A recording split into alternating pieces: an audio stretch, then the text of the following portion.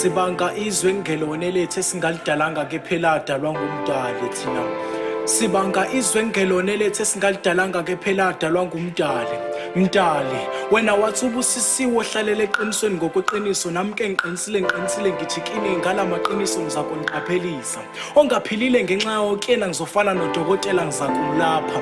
Lalela lapha. They say the truth sets us free uma bekhuluma ngeapartheid sanqoba ama-whites bathi we are free as black people basinikeze freedom. From Dompas to freedom yonke lento isiyisidom noma ngabe kuthiwa freedom ngoba kwathina sesaphenduka idom. Kumanje we are fighting each other as black Africans. We see apartheid and white people are laughing at us while watching us like fools. Sibanga izwe ngelone lethu esingalidalanga ke phela adalwa ngumdali.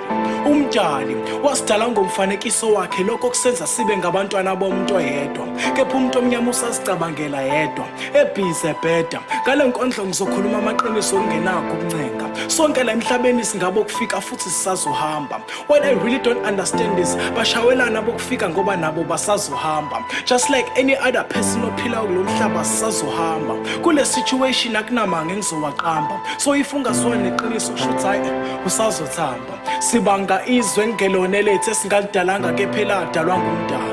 La South Africa bathi si Rainbow Nation kodwa usaqhakasi ngathi imbali yasebusika.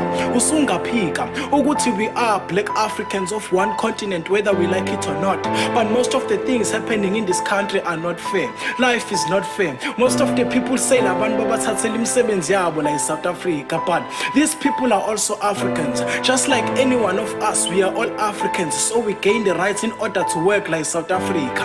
Kepha bona baya-Africa bafuna ukulwisana nalabantu abangalwisani namuntu, bafuna ukubasusa. Kodwa namhlanje nami ngimile phambi kwenu lowo mqondo ngiyawususa. Phela nabo labantu bazamela bazamela imndeni yabo just like any other person bayaphanda. Ungakhohlwa ukuthi wabavumela utata.